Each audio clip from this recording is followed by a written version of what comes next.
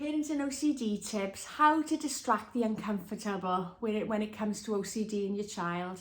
Hi, I'm Julie, and for the last 19 days I've been making videos in a 30-day video challenge where I'm trying to share with other parents how to navigate their way through supporting a child with OCD.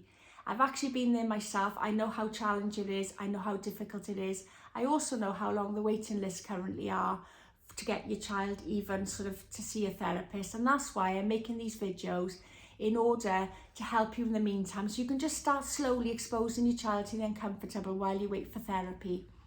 So on previous videos we've been covering how to introduce exposure response therapy, and on yesterday's video we covered how to start tackling avoidance of people.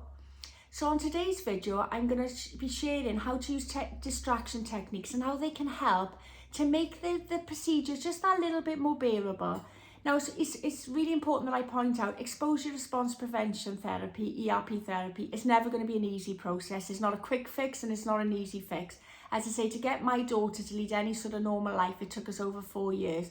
But on a side note, she was very, very ill by the time she was diagnosed. That's why I'm really passionate to stop other parents from their child developing it as serious as my child did, because then it's easier to manage and tackle. So basically how distraction works is when they're actually carrying out their therapy, find out a way that you can actually distract it. Because what I used to notice when the therapist was here with my daughter and they'd be doing some exposure therapy, it might just be that she had to sit on a couch that she'd been avoiding.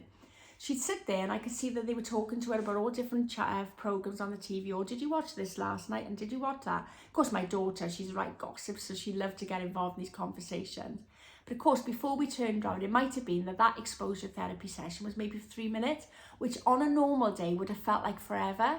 But of course, because they were cleverly chatting about something and engaging her in that conversation, something they knew she'd be interested in, of course, the 3 minutes was up. She hadn't even realised she'd done the exposure therapy. That's how powerful using distraction methods can be. Now, obviously, it will depend on what sort of ERP therapy you're carrying out with your child and what OCD they're suffering from, what sort of theme. But basically, there'll usually be some distraction method you can use to make the process a little bit more bearable. Other examples can be even, like say they've got to sit in a chair, you could play a board game. You know, that would sort of take their mind off, and you might go well beyond the 3 minutes or whatever you're allocated to do. It could be just playing music and singing along to the music. It could be having a sensory box. I cover a lot of my videos about creating a sensory box so that when they're doing therapy, you just take something out of there like a crystal or a playlist. If they're an older child, you could put a candle on for the smell. It could be a favourite snack, just something that distracts them through the senses. It doesn't really matter what distraction method you use, just that it's something you know will work for your child and helping to distract the uncomfortable while they carry out exposure response prevention therapy. All right, I hope that's helped today. It's another quick video today. As I said, if you've missed any of the previous videos I've made in this series, I have saved them in the playlist for you. You can find them under the 30-day video challenge playlist. Don't forget to subscribe to my channel because I am making these videos every day, and obviously I really do want to help as many parents as I can. So don't forget to subscribe to make sure you don't miss the videos.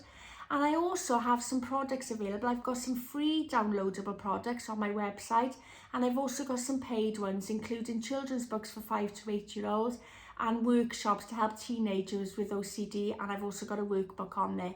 But you can check them out by visiting my website, and as I say, there are some freebies on there as well. I'll pop the link to the website, it'll be in the description. I'll also pop it onto the comment section for you. So that's your parents and OCD tip for today. Don't forget to join me on the next video by subscribing to my channel.